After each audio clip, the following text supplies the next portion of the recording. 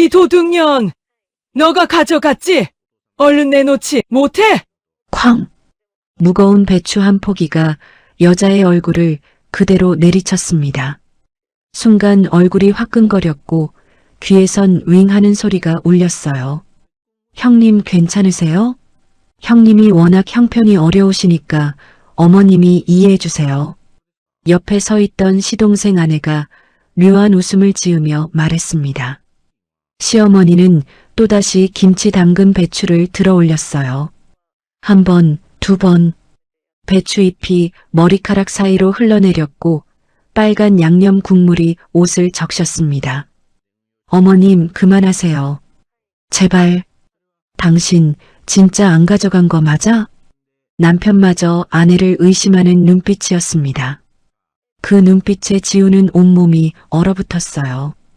사연 시작 전 구독과 좋아요 눌러주신 후 지금 어느 곳에서 듣고 계신지 댓글로 알려주세요. 그곳에 큰 행운이 함께하길 진심으로 바라겠습니다. 그럼 이야기 바로 시작하겠습니다. 새벽 5시 지우는 시댁 별장 앞에 차를 세웠습니다.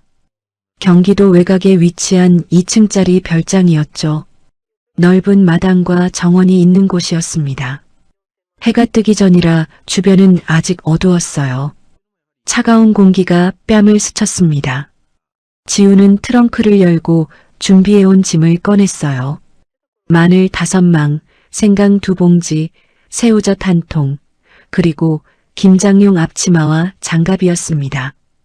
어제 저녁부터 준비한 것들이었죠. 별장 마당으로 들어서자 배추가 산더미처럼 쌓여 있었습니다. 시어머니가 미리 주문해둔 것이었어요. 대충 세어보니 50포기는 넘어 보였습니다. 지우는 곧바로 일을 시작했어요. 마당 한쪽에서 호스를 끌어와 배추를 씻기 시작했습니다. 차가운 물이 손을 타고 흘러내렸어요. 11월 초라 물이 얼음장처럼 차가웠습니다.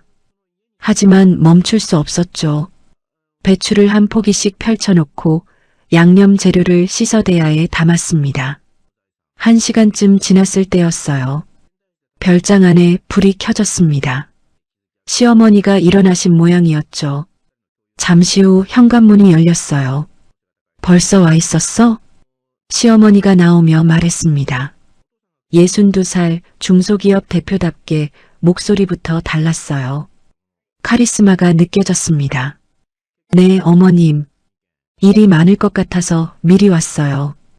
그래. 배추 잘 씻어놔야 해. 양념은 나중에 내가 직접 할 테니까.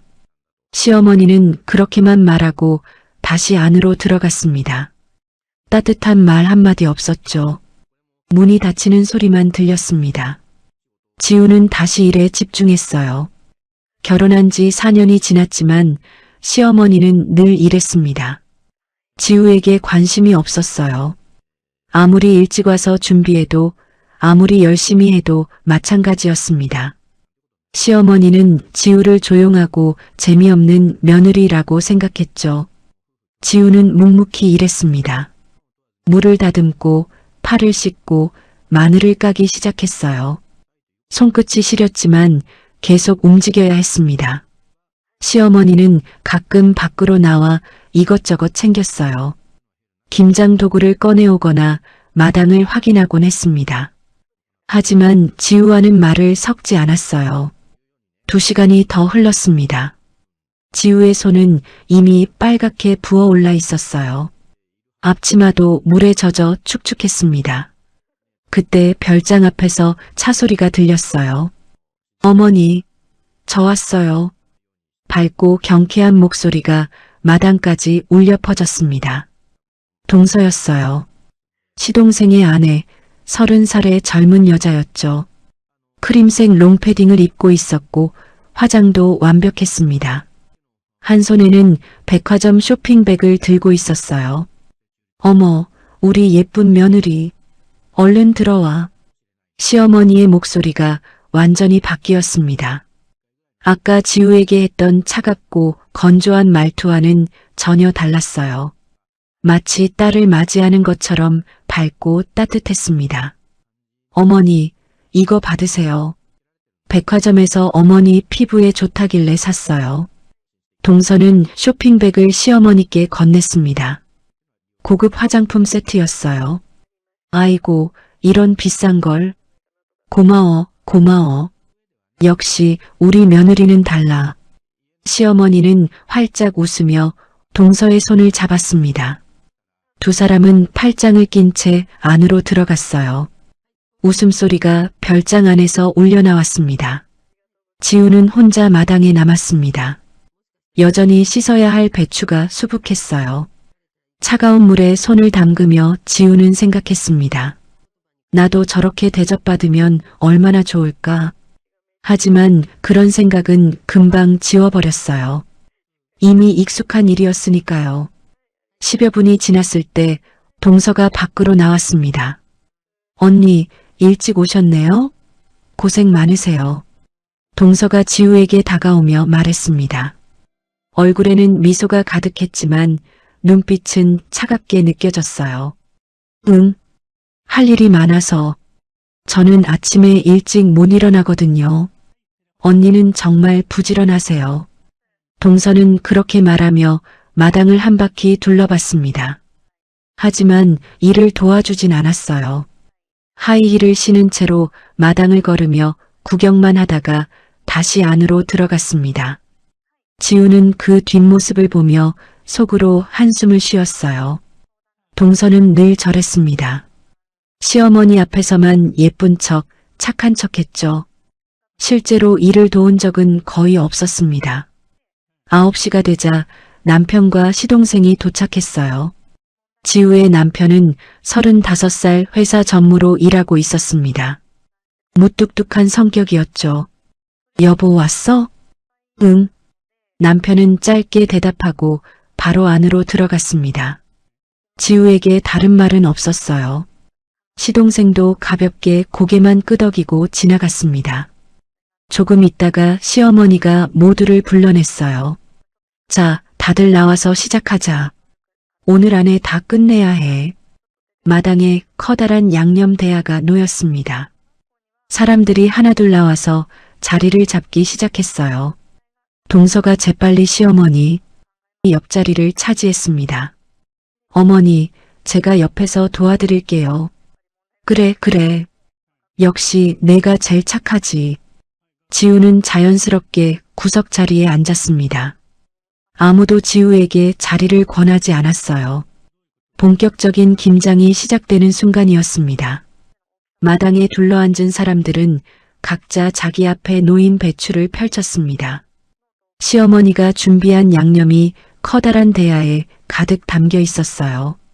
고춧가루 냄새가 마당 가득 퍼졌습니다. 올해는 젓갈을 좀 더 넣었어. 감칠맛이 더 날 거야. 시어머니가 양념을 섞으며 말했습니다. 와, 어머니. 이 양념 색깔 좀 보세요. 정말 예술이에요. 동서가 감탄하며 말했습니다. 시어머니는 흐뭇한 표정을 지었어요. 우리 며느리가 눈이 높은데 그렇게 말하니까 기분이 좋네. 어머니 김치가 제일 맛있어요. 저희 집에서도 어머니 김치만 찾는다니까요. 동서는 계속해서 시어머니를 칭찬했습니다. 시어머니는 연신 웃으며 동서와 이야기를 나눴어요. 지우는 묵묵히 배추에 양념을 발랐습니다. 끼어들 틈도 없었고 끼어들고 싶지도 않았어요. 손이 시렸지만 계속 움직여야 했습니다. 남편은 지우 건너편에 앉아 있었지만 말 한마디 건네지 않았어요. 원래 집에서는 말이 없는 사람이었습니다. 김장은 계속됐습니다. 배추에 양념을 바르고 항아리에 담고 또 바르고 반복되는 작업이었어요. 지우의 손은 점점 더 빨갛게 부어올랐습니다. 허리도 아프기 시작했죠. 하지만 아무도 지우를 걱정하지 않았습니다. 어머니, 이번 달에 회사 수출 계약 크게 따셨다면서요? 대단하세요. 동서가 또다시 화제를 꺼냈습니다. 응, 그래. 일본 쪽에서 주문이 들어와서 말이야. 이번 분기 실적이 좋을 것 같아. 시어머니는 기분 좋게 대답했습니다. 회사 이야기가 나오자 표정이 더욱 밝아졌어요. 장남이 전무로 있으니까 든든하시겠어요. 우리 형부가 워낙 능력이 좋으시잖아요. 동서는 남편 쪽을 힐끗 보며 말했습니다. 하지만 그 눈빛에는 묘한 감정이 담겨 있었어요. 시간이 흘러 오전 10시쯤 됐습니다.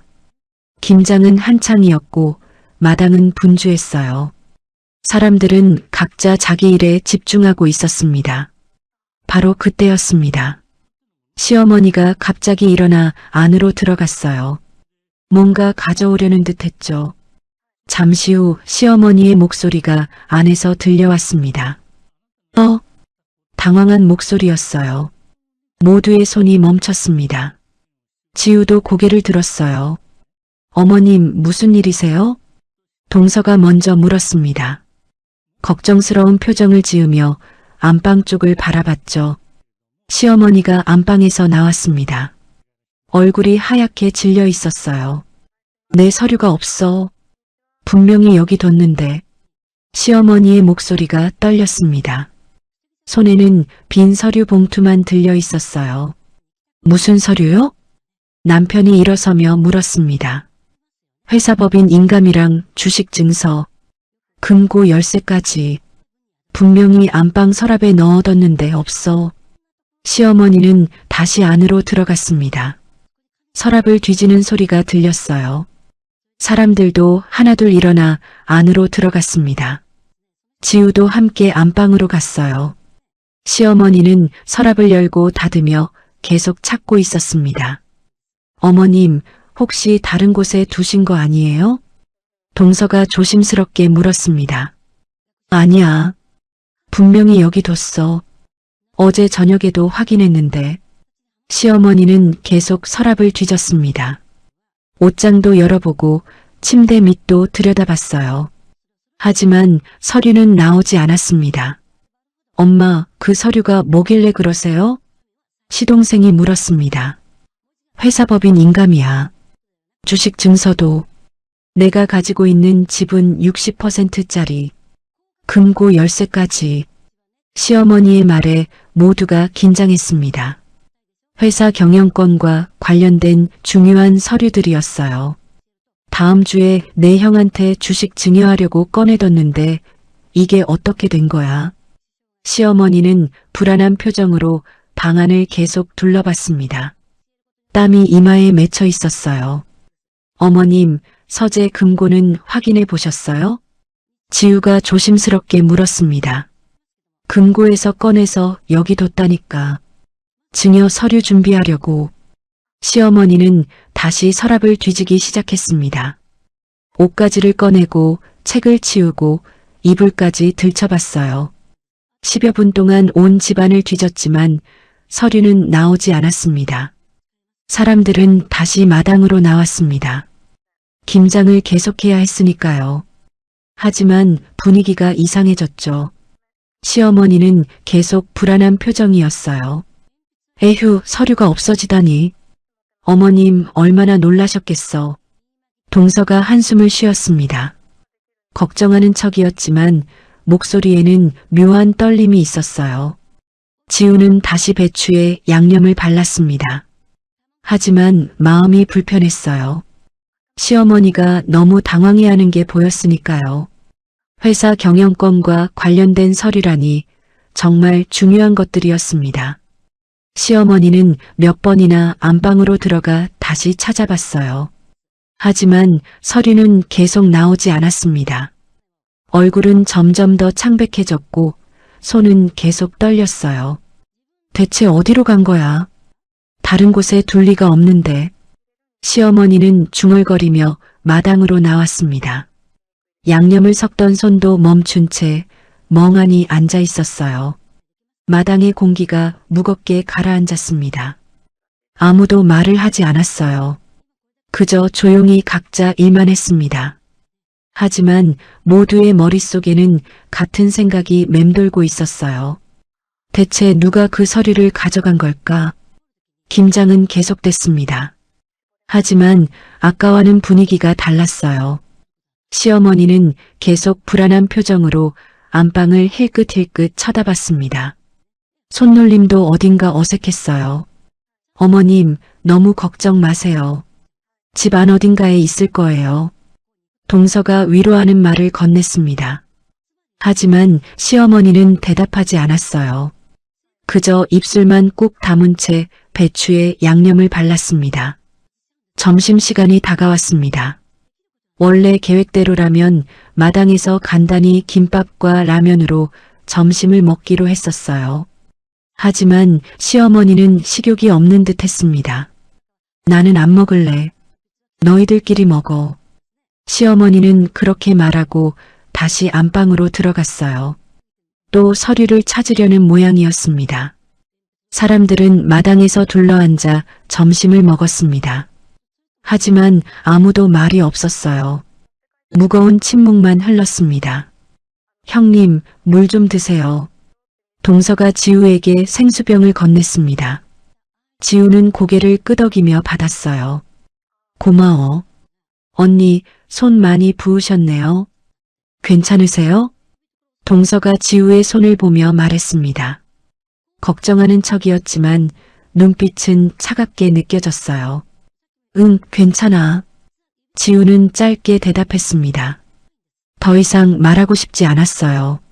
점심을 먹고 난 뒤 시어머니가 다시 밖으로 나왔습니다. 얼굴은 여전히 창백했고 눈가에는 핏발이 서 있었어요. 다시 한번 찾아볼게. 너희들은 김장 계속해. 시어머니는 온 집안을 다시 뒤지기 시작했습니다. 거실 서랍, 주방 찬장, 심지어 화장실까지 살펴봤어요. 하지만 서류는 나오지 않았습니다. 마당에서는 김장이 계속됐습니다. 사람들은 묵묵히 일했어요. 하지만 모두의 시선은 가끔씩 안방 쪽으로 향했습니다. 그때였습니다. 동서가 슬쩍 자리에서 일어났어요. 손을 씻는다는 핑계였습니다. 동서는 안으로 들어가더니 시어머니가 있는 안방으로 갔어요.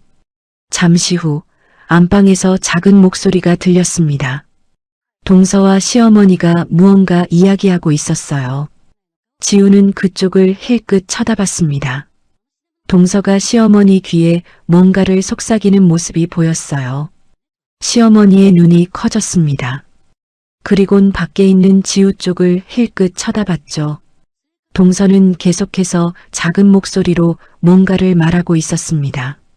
시어머니는 고개를 끄덕이며 듣고 있었어요. 몇 분 후 두 사람이 밖으로 나왔습니다. 시어머니의 얼굴이 굳어져 있었어요. 동서는 아무렇지 않은 표정으로 자기 자리로 돌아갔습니다. 시어머니는 지우를 빤히 쳐다봤습니다. 그 시선에는 의심이 담겨 있었어요. 지우는 그 시선을 느꼈습니다. 등골이 오싹했죠. 왜 저렇게 쳐다보시지? 하지만 지우는 아무것도 모른 채 계속 일했습니다. 배추에 양념을 바르고 항아리에 담고 또 바르고 손은 계속 움직였지만 마음은 불편했어요. 시어머니는 자리에 앉아 일을 하면서도 계속 지우를 쳐다봤습니다.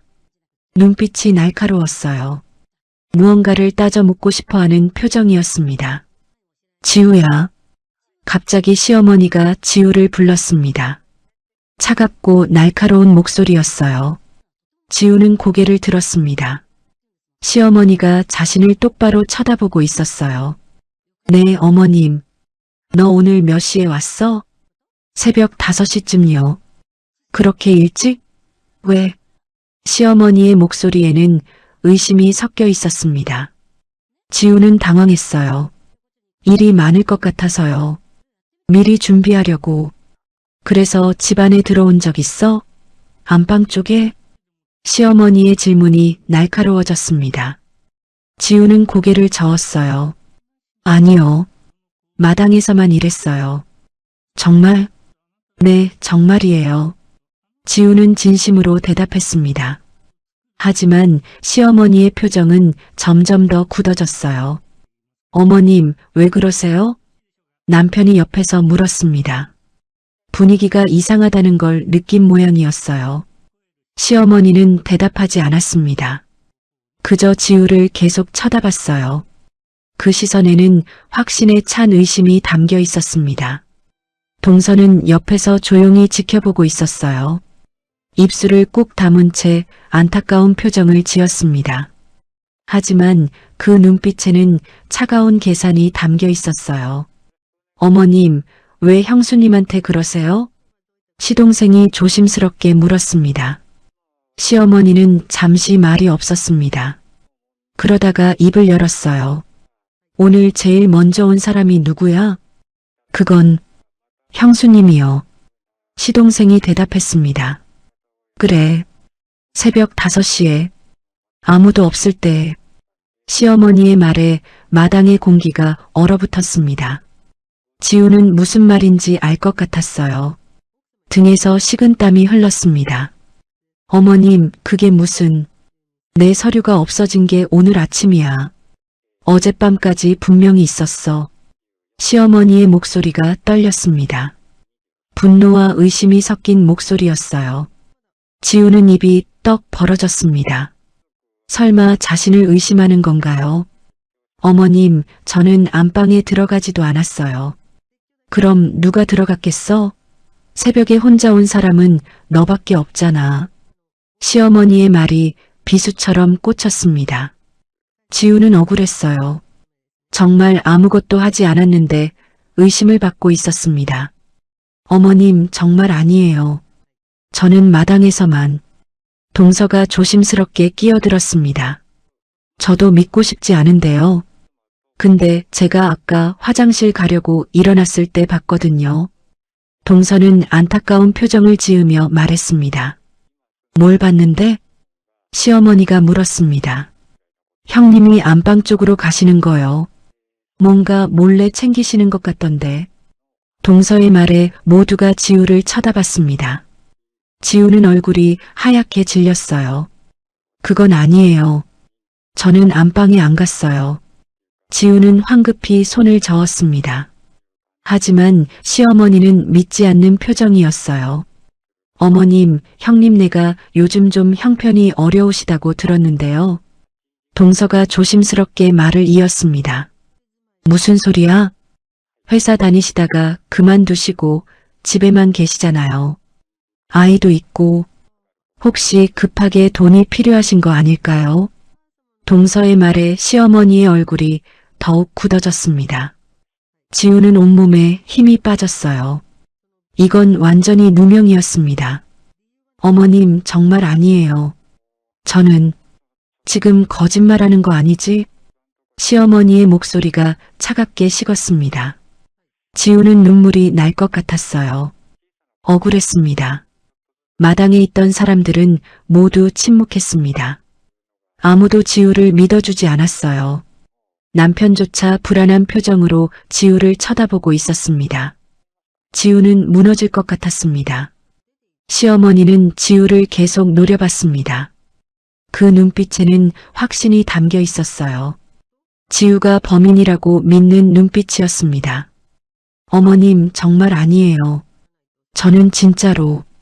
지우의 목소리가 떨렸습니다. 억울함이 목을 막았어요. 눈시울이 뜨거워졌습니다. 내가 아니면 누가 가져갔겠어? 시어머니가 벌떡 일어섰습니다. 온몸이 분노로 떨리고 있었어요. 오늘 새벽에 집에 혼자 온 사람은 너뿐이야. 다른 사람은 아무도 없었어. 어머님, 저는 정말 마당에서만 일했어요. 안방은 들어가지도... 거짓말.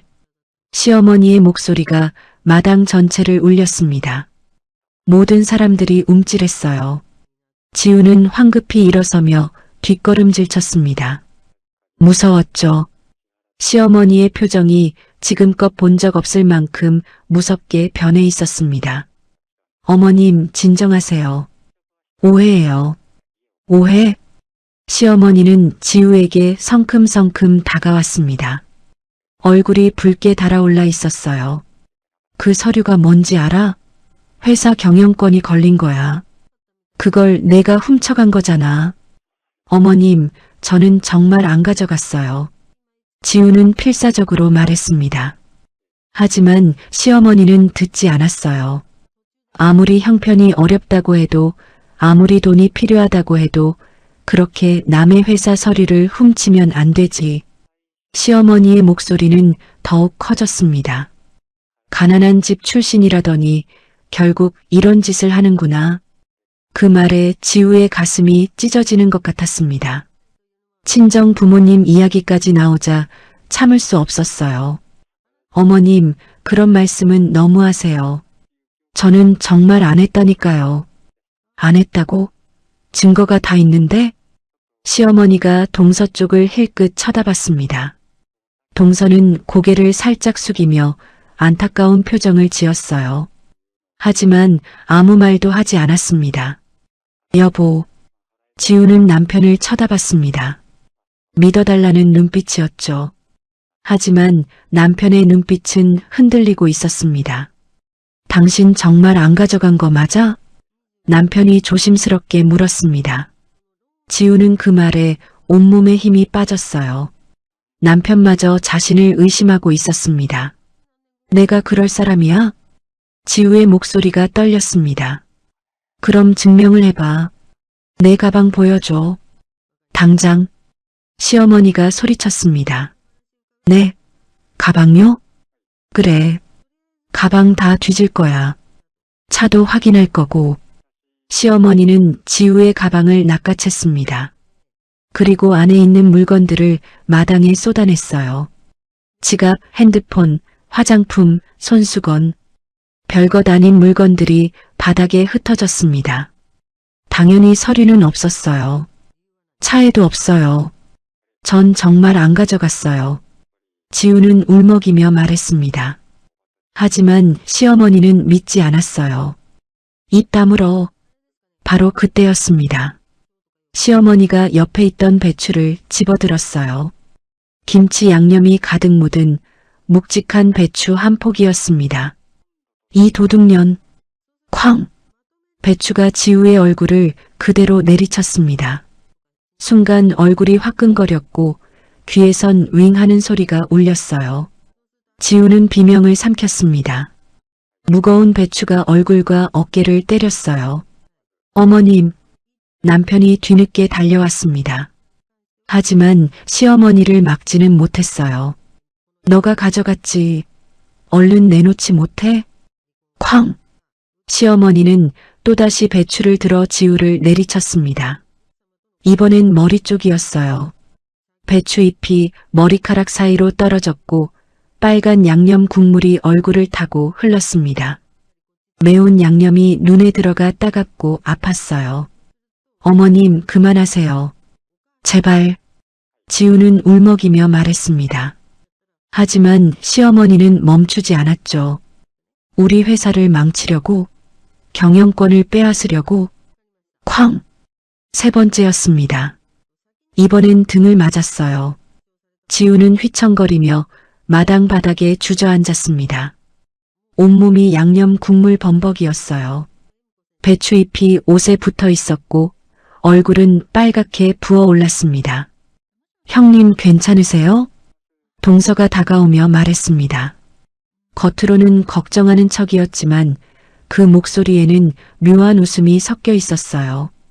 형님이 워낙 형편이 어려우시니까 어머님이 이해해 주세요. 동서의 말에 지우는 고개를 들었습니다. 동서의 눈빛에는 차가운 승리감이 담겨 있었어요. 당신 정말 안 한 거야? 솔직하게 말해. 남편이 지우 옆에 서서 물었습니다.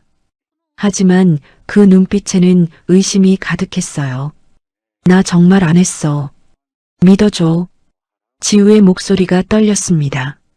눈물이 주르륵 흘러내렸어요. 양념과 눈물이 섞여 얼굴을 적셨습니다. 마당에 있던 사람들은 모두 얼어붙어 있었습니다. 아무도 말리지 않았어요. 시동생도 그저 지켜만 봤습니다. 누구도 지우의 편을 들어주지 않았죠. 썩 나가. 당장 내 앞에서 사라져. 시어머니가 소리쳤습니다. 손가락으로 대문을 가리켰어요. 도둑년이 무슨 낯짝으로 여기 있어? 지우는 더 이상 버틸 수 없었습니다. 비틀거리며 일어났어요. 온몸이 떨렸습니다. 양념 국물이 옷을 적시고 배추잎이 머리카락에 엉켜 있었어요. 남편을 마지막으로 쳐다봤습니다. 하지만 남편은 고개를 돌렸어요. 시동생도 다른 사람들도 모두 시선을 피했습니다. 지우는 천천히 대문 쪽으로 걸어갔습니다. 다리에 힘이 없어 휘청거렸어요. 눈물이 멈추지 않았습니다. 형님, 뒤에서 동서의 목소리가 들렸습니다. 지우는 돌아봤어요. 너무 속상해하지 마세요. 어머님도 물건 찾으시면 풀리실 거예요. 동서는 걱정하는 척했습니다. 하지만 그 눈빛에는 차가운 빛이 담겨 있었어요. 승리한 사람의 눈빛이었습니다. 지우는 아무 말도 하지 않았습니다. 그저 터덜터덜 걸어 대문을 나섰어요. 차에 올라타는 순간 뒤에서 시어머니의 목소리가 들렸습니다. 다신 내 앞에 나타나지 마. 지우는 시동을 걸었습니다. 눈물로 앞이 보이지 않았어요. 하지만 그냥 이 자리를 떠나고 싶었습니다. 차가 별장을 벗어났습니다. 백미러로 보이는 별장이 점점 멀어졌어요. 지우는 핸들을 잡은 채 울었습니다. 온몸이 양념 냄새로 범벅이었습니다. 거울을 보니 얼굴은 빨갛게 부어올라 있었고 머리카락에는 배추 잎이 붙어 있었어요. 내가 뭘 잘못했지. 아무리 생각해도 억울했습니다. 정말 아무것도 하지 않았는데 도둑 취급을 당했으니까요. 지우는 그렇게 집으로 향했습니다. 지우는 집에 도착했습니다. 차에서 내리자마자 온몸에서 김치 냄새가 진동했어요. 이웃 사람들이 볼까봐 고개를 숙이고 빨리 현관문을 열었습니다. 집 안으로 들어서자 거울이 보였어요. 거울 속 자신의 모습에 지우는 소스라치게 놀랐습니다. 얼굴은 빨갛게 부어올라 있었고 머리카락은 양념 국물로 범벅이었어요. 옷도 온통 김치 양념으로 얼룩져 있었습니다. 지우는 곧바로 욕실로 들어갔습니다. 옷을 벗어던지고 샤워기를 틀었어요. 뜨거운 물이 몸을 적셨습니다. 하지만 마음속 한기는 가시지 않았죠. 샤워를 하면서도 눈물이 멈추지 않았습니다. 뜨거운 물과 눈물이 섞여 배수구로 흘러내렸어요. 지우는 욕실 벽에 기대어 그대로 주저앉았습니다. 대체 내가 뭘 잘못했을까? 아무리 생각해도 답이 나오지 않았습니다. 정말 아무것도 하지 않았는데 도둑 취급을 당했어요. 시어머니한테 배추로 맞았고 남편마저 의심했습니다. 한참을 울고 나서야 샤워를 끝냈습니다. 거울을 보니 눈이 퉁퉁 부어 있었어요. 얼굴에는 배추로 맞은 자국이 빨갛게 남아 있었습니다. 지우는 거실 소파에 털썩 앉았습니다. 온몸에 힘이 없었어요. 벽시계를 보니 오후 4시였습니다. 남편은 아마 저녁 7시쯤 들어올 거예요. 시간이 천천히 흘렀습니다. 지우는 그냥 소파에 앉아 멍하니 있었어요. 아무 생각도 하고 싶지 않았습니다. 오후 6시쯤 현관문이 열렸습니다. 예상보다 일찍 남편이 돌아온 거였어요. 지우는 벌떡 일어나 현관으로 갔습니다. 남편은 신발을 벗으며 지우를 힐끗 쳐다봤습니다. 표정이 굳어 있었어요. 여보, 일찍 왔네. 응. 남편은 짧게 대답하고 거실로 들어갔습니다. 소파에 앉더니 리모컨을 집어들었어요. 텔레비전을 켰지만 화면만 보고 있을 뿐 내용은 보지 않는 것 같았습니다. 지우는 남편 옆에 앉았습니다. 여보, 나 진짜 안 했어. 정말이야. 남편은 텔레비전만 쳐다봤습니다. 대답이 없었어요. 날 믿어줘. 나는 안방에 들어가지도 않았어. 그제야 남편이 고개를 돌렸습니다. 하지만 그 눈빛은 차갑기만 했어요. 어머니가 전화하셨어. 남편의 목소리가 낮게 깔렸습니다. 당장 가져간 거 내놓으래. 아니면 경찰에 신고하신대. 지우는 할 말을 잃었습니다. 경찰까지 이야기가 나오다니요. 가져온 게 없는데 뭘 내놔. 나는 정말 안 가져갔어. 그럼 왜 어머니가 그렇게 확신하시겠어? 남편의 말에 지우는 기가 막혔습니다. 그건 동서가 이상한 말을 해서 그런 거야. 나를 모함한 거라고. 동서가 왜 당신을 모함해? 무슨 이유로? 남편의 목소리가 점점 날카로워졌습니다. 그건 나도 모르지. 하지만 분명히 동서가 거짓말한 거야. 나는 안방에 안 갔다고. 증거가 있어? 당신이 안 갔다는 증거? 남편의 질문에 지우는 대답할 수 없었습니다.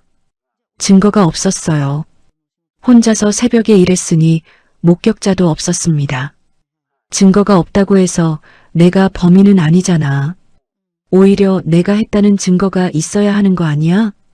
어머니가 당신 말고는 아무도 없었다고 하셨어. 여보, 그건. 그리고 어머니가 이렇게까지 화내시는 걸 처음 봤어. 분명히 뭔가 있는 거야. 남편은 일어서서 방으로 들어가려 했습니다. 지우는 남편의 팔을 붙잡았어요. 여보, 제발. 나 좀 믿어줘. 나는 당신 아내잖아. 남편은 지우의 손을 뿌리쳤습니다. 지금은 혼자 있고 싶어. 나중에 얘기하자. 남편은 그렇게 말하고 방으로 들어갔습니다. 문이 쿵 하고 닫혔어요. 지우는 그 자리에 선 채로 있었습니다. 무릎에 힘이 풀렸어요. 주저앉고 싶었습니다. 저녁을 먹지 않았습니다. 식욕이 없었어요. 남편도 방에서 나오지 않았습니다. 밤 9시쯤 지우는 방문을 두드렸습니다. 여보, 들어가도 돼? 대답이 없었습니다. 지우는 조심스럽게 문을 열었어요. 남편은 침대에 누워 천장만 바라보고 있었습니다. 여보, 뭐? 우리 얘기 좀 하자. 이렇게는 못 살겠어.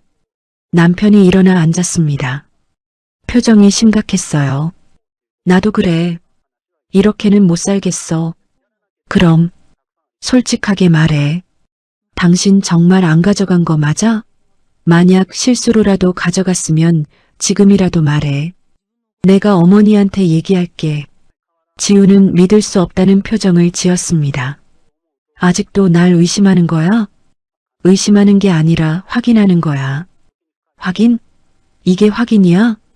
지우의 목소리가 높아졌습니다. 당신은 날 한 번도 믿어준 적이 없어. 결혼하고 4년 동안 단 한 번도. 그게 무슨 소리야? 시어머니가 날 무시하고 동서만 편애할 때도 당신은 가만히 있었어. 오늘도 마찬가지고. 나는 당신 아내인데 당신은 어머니 편만 들어. 남편은 대답하지 않았습니다. 이혼하자. 지우가 말했습니다. 남편의 눈이 커졌어요. 뭐라고? 이혼하자고. 이렇게는 못 살겠어. 지우는 단호하게 말했습니다.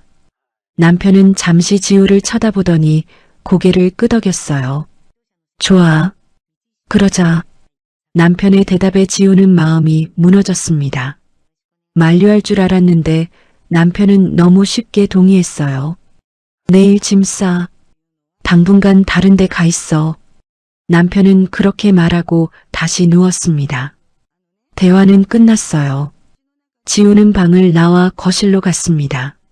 소파에 앉아 핸드폰을 꺼냈어요.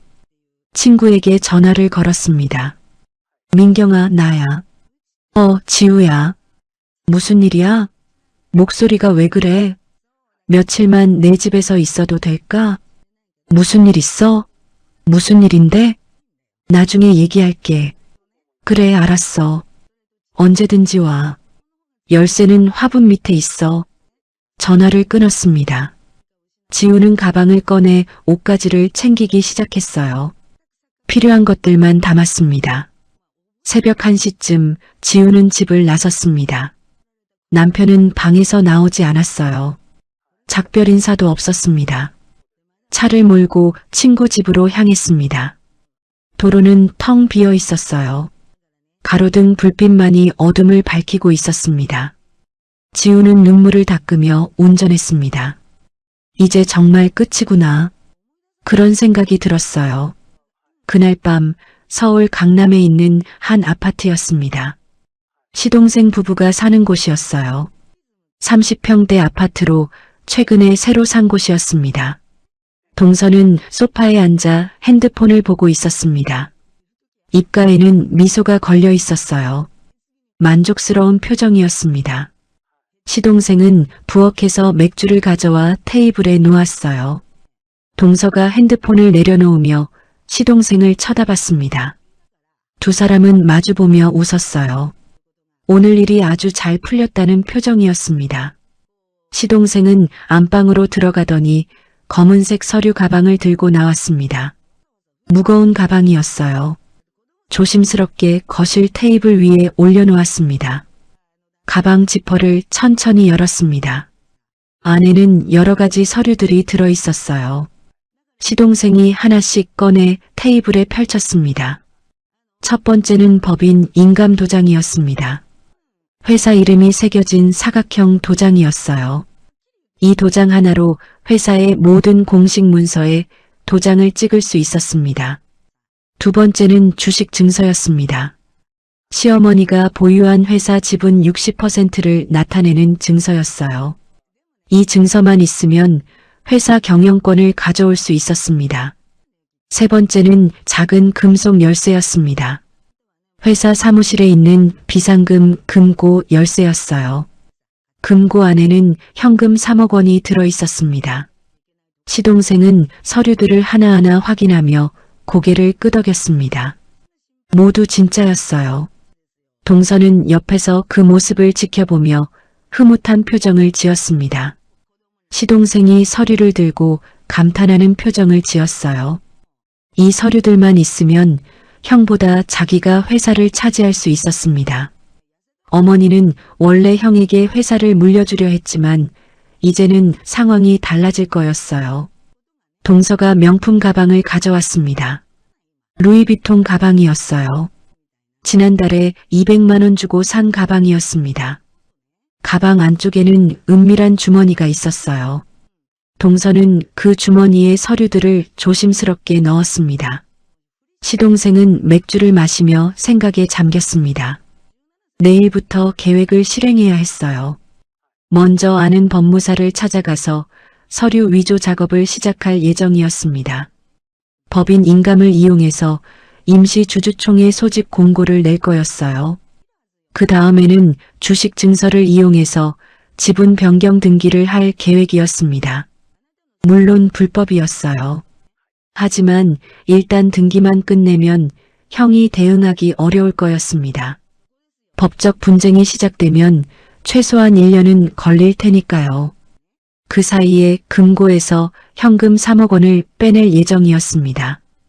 그 돈으로 회사 주요 거래처들을 매수하고 직원들도 포섭할 거였어요. 형이 경영권을 되찾으려 해도 이미 회사는 자기 편으로 만들어 놓을 계획이었습니다. 동서는 거실을 오가며 생각했습니다. 오늘 형수한테 누명을 씌우는 건 완벽했어요. 시어머니가 완전히 믿으셨으니까요. 형수는 이미 집에서 쫓겨났고 형도 의심하고 있었습니다.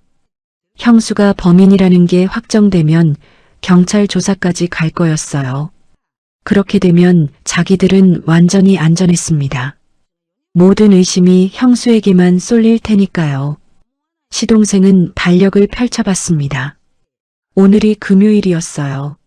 주말 동안 법무사와 상담하고 다음 주 월요일부터 본격적으로 서류 작업을 시작할 예정이었습니다. 한 달 안에 모든 걸 끝낼 계획이었어요. 동서가 냉장고에서 샴페인을 꺼냈습니다.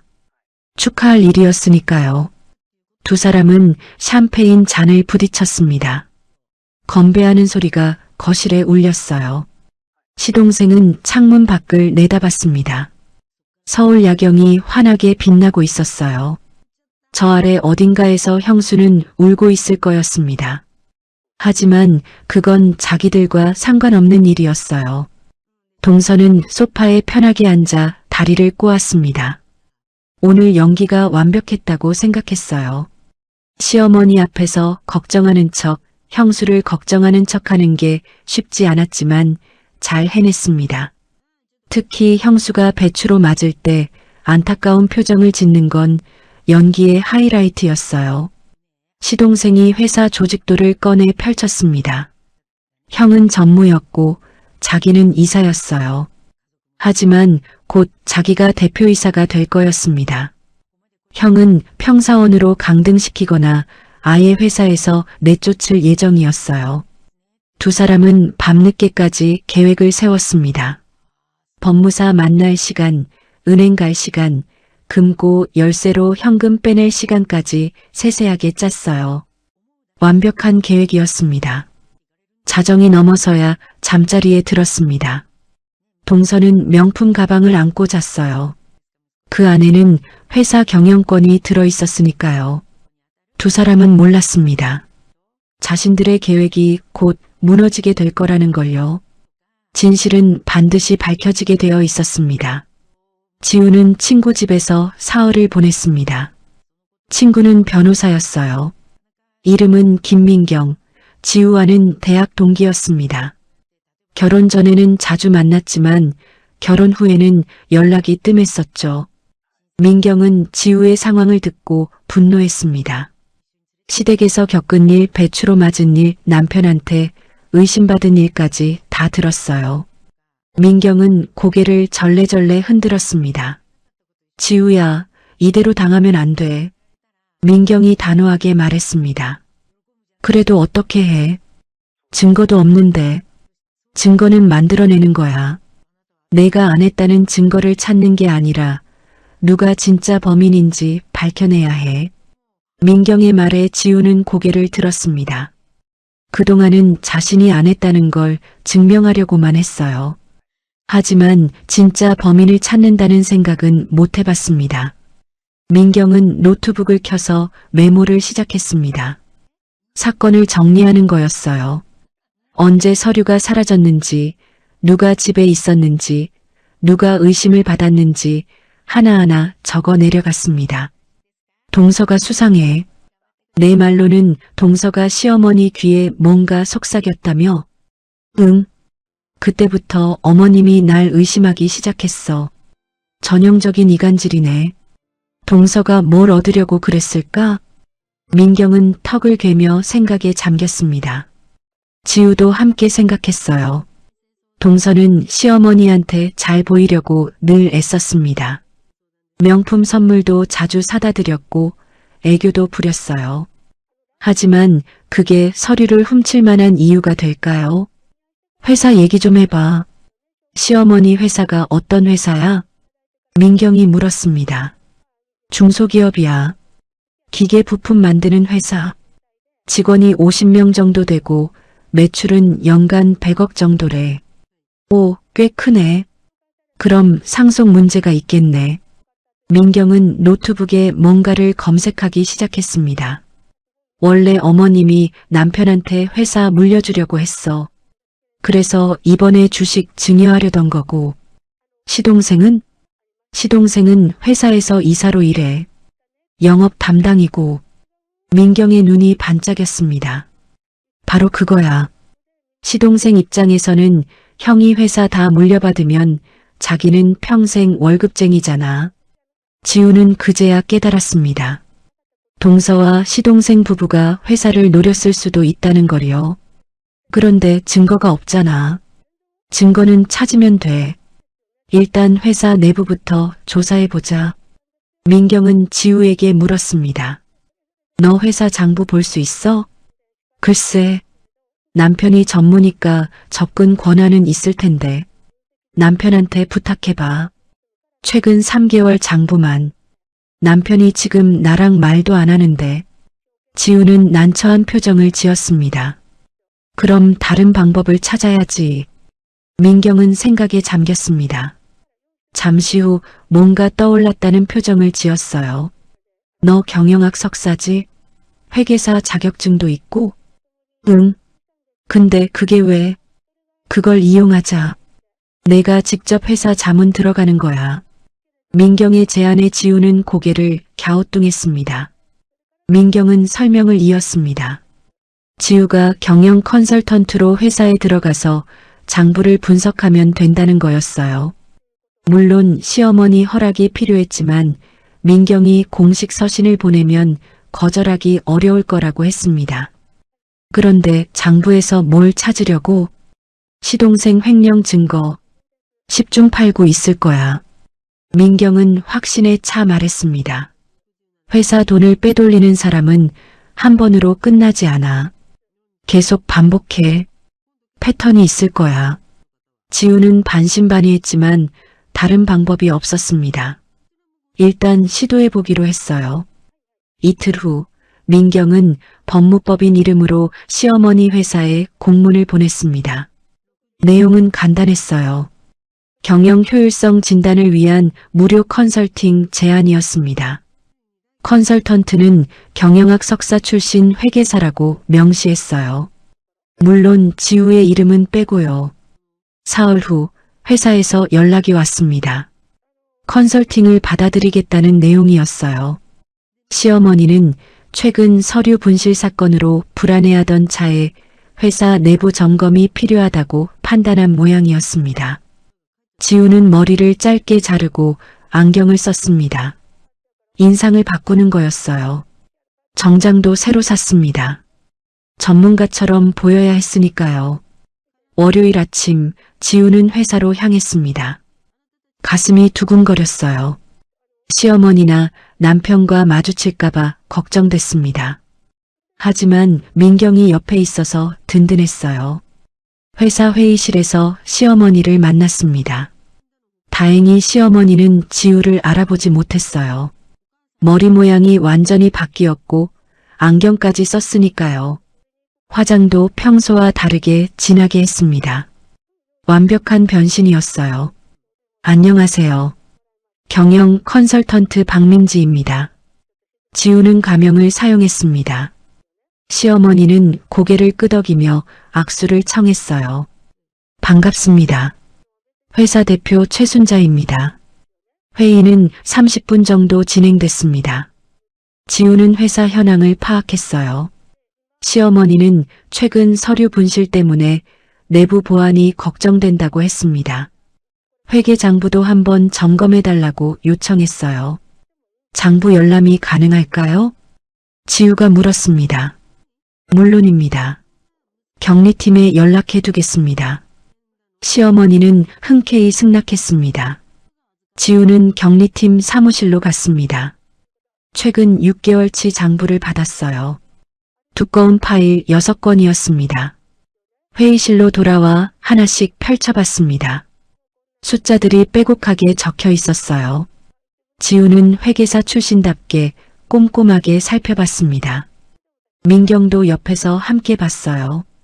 2시간쯤 지났을 때 지우는 이상한 점을 발견했습니다. 영업비 항목이 유독 컸어요. 매달 500만 원에서 800만 원씩 지출되고 있었습니다. 담당자는 시동생이었어요. 이거 봐. 지우가 민경에게 보여줬습니다. 영업비가 너무 많아. 보통 회사 매출의 2% 정도인데 여기는 거의 5%야. 민경도 고개를 끄덕였습니다. 영수증 첨부 파일 있어? 있는데. 이상한데? 지우는 영수증들을 확인했습니다. 대부분 유흥업소 영수증이었어요. 골프장, 고급 레스토랑. 그런데 거래처 이름이 매번 달랐습니다. 실제로 존재하는 회사인지 의심스러웠어요. 민경이 노트북으로 거래처 이름을 검색했습니다. 10군데 중 5군데가 폐업한 회사였어요. 존재하지도 않는 회사와 접대했다는 게 말이 안 됐습니다. 횡령이야. 확실해. 민경이 단호하게 말했습니다. 지우는 6개월치를 모두 계산했습니다. 총 3,500만 원이 영업비 명목으로 빠져나갔어요. 그중 실제 영업비는 1,000만 원 정도였고 나머지 2,500만 원은 횡령한 거였습니다. 이제 증거를 확보했어. 민경은 장부를 사진으로 찍기 시작했습니다. 이걸로 시동생을 잡을 수 있어. 그리고 서류 도난 사건도 재수사하게 만들 수 있어. 지우는 처음으로 희망이 보이는 것 같았습니다. 3일 후 민경은 최순자에게 직접 전화를 걸었습니다. 경영 컨설팅 최종 보고를 해야 한다는 내용이었어요. 중요한 사안이니 대표님께서 직접 들으셔야 한다고 했습니다. 장소는 어디로 할까요? 최순자가 물었습니다. 강남역 근처 조용한 카페가 좋겠습니다. 회사 밖에서 편하게 말씀드리고 싶습니다. 약속 시간은 오후 3시로 정했습니다. 오후 3시 강남역 근처 카페였습니다. 창가 큰 테이블에 민경과 지우가 앉아 있었어요. 지우는 여전히 짧은 머리에 안경을 쓴 모습이었습니다. 컨설턴트 박민지로 변장한 채였죠. 최순자가 도착했습니다. 자리에 앉으며 서류를 기다리는 표정이었어요. 그럼 보고 시작하겠습니다. 민경은 회계장부 사본을 펼쳤습니다. 대표님 회사에 심각한 문제가 발견됐습니다. 내부 횡령입니다. 민경은 차근차근 설명했습니다. 영업비 항목의 이상, 폐업한 회사들과의 거래 내역, 개인적 유흥비 지출, 모든 증거를 하나하나 보여줬어요. 담당자는 이사님이십니다. 순간 최순자의 얼굴이 창백해졌습니다. 6개월간 총 2,500만 원이 횡령됐습니다. 영수증을 보시면 유흥, 골프장, 개인 접대비입니다. 최순자는 서류를 집어들고 꼼꼼히 살펴봤습니다. 손이 떨렸어요. 믿었던 둘째 아들이 회사 돈을 빼돌리고 있었다는 사실에 충격을 받았습니다. 이럴 수가. 그 녀석이. 최순자는 의자 등받이에 몸을 기댔습니다. 얼굴이 하얗게 변했어요. 한참을 아무 말도 하지 못했습니다. 이 정도면 형사 고발 대상입니다. 회사 자금 횡령은 명백한 범죄입니다. 민경이 말했습니다. 법무팀과 상의하셔야 합니다. 최순자는 고개를 끄덕였습니다. 하지만 표정은 여전히 굳어 있었어요. 바로 그때였습니다. 카페 입구에서 동서가 들어왔어요. 명품 가방을 들고 있었습니다. 지우가 아침에 전화를 걸어 따로 만나자고 약속한 거였죠. 할 이야기가 있다고 했습니다. 동서는 테이블을 찾아 다가왔습니다. 그런데 시어머니를 보고 깜짝 놀랐어요. 어머님? 여기 왜? 동서의 시선이 옆에 앉은 사람에게 갔습니다. 안경 쓴 여자였어요. 뭔가 낯익은 느낌이 들었습니다. 앉으세요. 민경이 빈 의자를 가리켰습니다. 동서는 불안한 표정으로 자리에 앉았습니다. 가방을 무릎 위에 올려놓았어요. 형님이 할 말이 있다고 해서 왔는데요. 무슨 일이세요? 동서가 조심스럽게 물었습니다. 그때 지우가 천천히 안경을 벗었습니다. 나야. 동서의 얼굴이 하얗게 변했습니다. 형님? 최순자도 깜짝 놀라 지우를 쳐다봤습니다. 눈이 커졌어요. 내가 왜 여기 있어? 내가 컨설턴트라고? 네, 어머님. 제가 경영학 석사입니다. 회계사 자격증도 있고요. 지우가 차분하게 말했습니다. 그래서 박민지라는 가명으로 회사에 들어가서 조사했어요. 시동생이 회사 돈을 횡령하고 있다는 걸 발견했습니다. 시어머니는 할 말을 잃었습니다. 지우가 이런 능력이 있는 줄 몰랐어요. 결혼 4년 동안 아무것도 몰랐던 거였습니다. 동서는 벌떡 일어서려 했습니다. 저는 급한 일이 있어서. 앉으세요. 지우의 목소리가 차갑게 식었습니다. 어머님, 그리고 제가 밝혀야 할 게 하나 더 있어요. 지우가 시어머니를 똑바로 쳐다봤습니다. 김장날 사라진 법인 인감과 주식 증서 기억하시죠? 시어머니의 눈이 커졌습니다. 저는 피해자예요. 범인으로 몰렸으니까. 지우의 말에 시어머니는 고개를 떨구었습니다. 그날 일이 떠올랐어요. 무고한 며느리를 배추로 때렸던 일이요. 진짜 범인을 찾았어요. 지우가 동서를 쳐다봤습니다. 동서, 당신이죠? 동서는 대답하지 못했습니다. 입술만 떨릴 뿐이었어요. 무슨 증거로? 시어머니가 물었습니다. 동서 집에 가면 있을 거예요. 법인 인감, 주식 증서, 금고 열쇠 모두요. 지우의 말에 시어머니가 벌떡 일어났습니다. 지금 당장 가자. 확인해야겠어. 30분 후, 네 사람은 동서의 아파트 앞에 서 있었습니다. 동서는 떨리는 손으로 현관문을 열었어요. 어쩔 수 없었습니다. 시어머니가 강하게 요구했으니까요. 거실로 들어서자 시어머니가 말했습니다. 어디 있어? 내 서류들. 당장 내놔. 동서는 대답하지 않고 고개만 떨구고 있었습니다.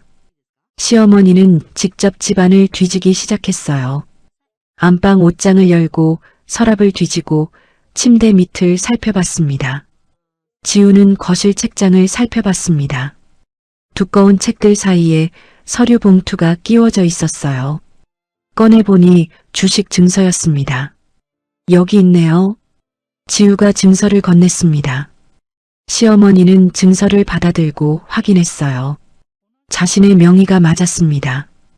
60% 지분을 나타내는 증서였죠. 민경은 화장대 서랍을 열어봤습니다. 보석함 밑에 작은 상자가 있었어요. 열어보니 법인 인감도장이 들어있었습니다. 여기도 있습니다. 시어머니는 도장을 받아들었습니다. 회사 이름이 선명하게 새겨져 있었어요. 손이 부들부들 떨렸습니다. 금고 열쇠는요? 지우가 동서를 쳐다봤습니다. 동서는 울먹이며 자신의 명품 가방을 열었습니다. 안쪽 은밀한 주머니에서 작은 금속 열쇠를 꺼냈어요. 모든 증거가 다 나왔습니다. 시어머니는 소파에 주저앉았습니다. 손에 든 서류들과 도장, 열쇠를 바라보며 눈물을 흘렸어요. 내가 정말 이런 짓을 했어? 동서는 무릎을 꿇었습니다. 어머님, 죄송해요. 정말 죄송해요. 그날 지우가 안방에 들어가는 걸 봤다는 것도 거짓말이었니? 시어머니의 목소리가 떨렸습니다. 동서는 고개를 끄덕였습니다. 더 이상 숨길 수 없었어요. 내가 무고한 며느리를 배추로 때렸어. 내 거짓말 때문에. 시어머니는 얼굴을 손으로 가렸습니다. 자책감에 괴로워했어요. 목이 메어 말을 잇지 못했습니다. 민경은 핸드폰을 꺼냈습니다. 경찰에 신고하겠습니다. 절도죄, 횡령죄 공범, 무고죄 모두 해당됩니다. 동서는 바닥에 엎드려 울기 시작했습니다. 하지만 아무도 그녀를 동정하지 않았어요. 시어머니는 지우를 쳐다봤습니다. 눈에는 미안함과 후회가 가득했어요. 지우야, 나를 용서해 줄 수 있겠니? 지우는 창밖을 바라봤습니다. 복잡한 심정이었어요. 용서라는 말이 쉽게 나오지 않았습니다. 민경은 경찰에 전화를 걸었습니다. 신고하는 목소리가 거실에 울려 퍼졌어요. 진실은 이렇게 밝혀졌습니다. 경찰이 도착한 건 30분 후였습니다. 동서는 그 자리에서 연행됐어요. 시동생도 회사에서 급히 불러내 경찰서로 갔습니다. 두 사람 모두 혐의를 부인할 수 없었죠. 일주일 후 검찰 조사가 시작됐습니다. 동서와 시동생은 절도죄, 횡령죄, 무고죄로 기소됐어요. 증거가 명확했습니다. 회사 장부, 법인 인감, 주식 증서, 금고 열쇠 모두 동서 집에서 발견됐으니까요. 시동생은 변호사를 선임했지만 소용없었습니다. 법정에서 유죄가 인정됐어요. 실형 2년이 선고됐습니다. 동서는 집행유예 1년을 받았죠. 하지만 그게 끝이 아니었습니다. 회사에서는 즉시 시동생을 해고했습니다. 횡령 사실이 밝혀진 이상 더 이상 임원으로 둘 수 없었어요. 업계에도 소문이 퍼졌습니다. 시동생은 재취업이 불가능했죠.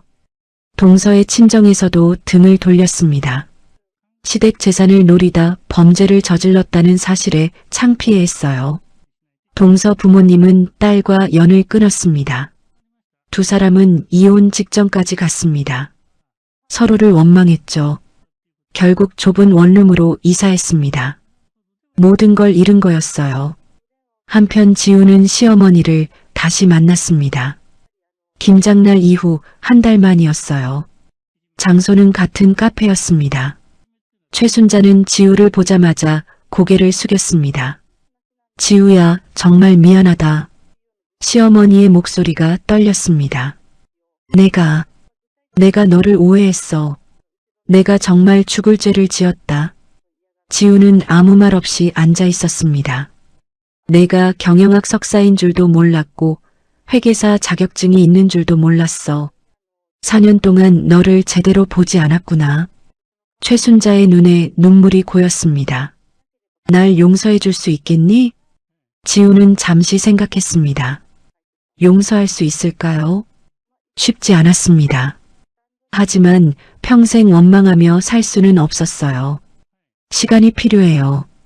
지우가 조심스럽게 말했습니다. 하지만 노력해 볼게요. 최순자는 고개를 끄덕였습니다. 그것만으로도 감사했어요. 그리고 지우야, 부탁이 하나 있어. 뭔데요? 우리 회사 경영기획실장으로 와줄 수 있겠니? 지우는 깜짝 놀랐습니다. 내가 회사를 분석한 보고서 봤어. 정말 대단하더라. 우리 회사에 내가 필요해. 최순자는 진심이었습니다. 지우는 고민했습니다. 시댁 회사에서 일한다는 게 쉬운 결정은 아니었어요. 하지만 기회이기도 했습니다. 생각해 볼게요. 이틀 후 지우는 남편을 만났습니다. 결혼 후 처음으로 제대로 된 대화를 나눴어요. 미안해. 남편이 먼저 사과했습니다. 널 믿지 못해서, 어머니 편만 들어서. 지우는 고개를 끄덕였습니다. 나도 미안해. 내 능력을 숨기고 살았어. 당신한테 솔직하지 못했어. 두 사람은 오랫동안 이야기를 나눴습니다. 결혼 생활, 시댁 문제, 서로에 대한 오해들, 모든 걸 털어놓았어요. 다시 시작할 수 있을까? 남편이 조심스럽게 물었습니다. 지우는 잠시 생각했습니다. 쉬운 결정은 아니었어요. 하지만 한 번 더 기회를 주기로 했습니다. 조건이 있어. 말해봐. 앞으로는 내 편을 들어줘. 무조건 어머니 편이 아니라 옳고 그름을 판단해서. 남편은 고개를 끄덕였습니다. 약속할게. 일주일 후 지우는 최순자의 제안을 받아들였습니다. 회사 경영기획실장으로 입사하기로 한 거였어요. 연봉은 6천만 원이었습니다. 임원급 대우였죠. 첫 출근 날 지우는 떨리는 마음으로 회사 문을 열었습니다. 직원들이 궁금한 눈빛으로 쳐다봤어요. 대표이사의 큰 며느리가 임원으로 들어온다는 소문이 퍼져 있었습니다. 하지만 지우는 실력으로 증명했습니다. 회사 구조조정 계획을 세우고 불필요한 지출을 줄이고 새로운 거래처를 개척했어요. 석 달 만에 회사 분위기가 달라졌습니다. 직원들도 지우를 인정하기 시작했습니다. 능력 있는 임원이라고 말했어요. 대표 며느리라서 들어온 게 아니라는 걸 모두가 알게 됐죠. 남편도 달라졌습니다. 이제는 회사 일을 지우와 상의했어요. 중요한 결정을 할 때도 지우의 의견을 물었습니다. 부부가 함께 일하니 시너지가 났어요. 최순자도 지우를 대하는 태도가 완전히 바뀌었습니다. 이제는 며느리가 아니라 동료처럼 대했어요. 회의 때도 지우의 의견을 가장 먼저 들었습니다. 1년이 흘렀습니다. 회사 매출은 전년 대비 30% 증가했습니다. 지우의 경영 전략이 주요했어요. 해외 수출도 늘었고 신규 거래처도 많이 확보했습니다. 최순자는 주주총회에서 발표했습니다. 부사장 승진 인사를 발표하겠습니다. 경영기획실장 지우 씨를 부사장으로 임명합니다. 박수 소리가 회의실에 울려 퍼졌습니다. 지우는 자리에서 일어나 인사했어요. 1년 만에 부사장이 된 거였습니다. 그날 저녁 지우는 민경을 만났습니다. 오랜만에 둘이서 저녁을 먹었어요. 축하해. 부사장님. 민경이 웃으며 말했습니다. 내 덕분이야. 내가 없었으면 여기까지 못 왔어. 아니야. 내 실력이야. 나는 그냥 옆에서 도와준 것뿐이야. 두 사람은 잔을 부딪혔습니다. 지우는 행복했어요. 억울했던 순간들도 있었지만 결국 이겨냈습니다. 그날 밤 지우는 거울을 봤습니다. 1년 전과는 다른 모습이었어요. 눈빛이 달라졌습니다. 자신감이 넘쳤죠. 더 이상 무시당하지 않았습니다. 더 이상 억울하게 살지 않았어요. 당당하게 자기 자리를 찾았습니다. 지우는 생각했습니다. 그날 배추로 맞았던 순간, 그때는 세상이 무너지는 것 같았어요. 하지만 그 순간이 전환점이 됐습니다. 일어서는 계기가 됐죠. 이제 지우는 알았습니다. 억울하게 당하면 안 된다는 걸, 당당하게 맞서야 한다는 걸, 그리고 자신의 가치를 증명해야 한다는 걸요. 지우의 이야기는 우리에게 묻습니다. 당신은 억울하게 살고 있지 않나요? 당신의 능력을 숨기고 있지는 않나요? 만약 그렇다면 용기를 내세요. 지우처럼 당당하게 맞서세요. 당신의 삶은 당신의 것이니까요. 오늘도 끝까지 들어주셔서 감사합니다. 오늘 사연이 마음에 와닿으셨다면 주변 분들에게 공유해 주세요. 구독과 좋아요로 응원해 주시고 댓글로 따뜻한 응원도 남겨주세요. 그곳에서 행복하시길 간절히 바랄게요.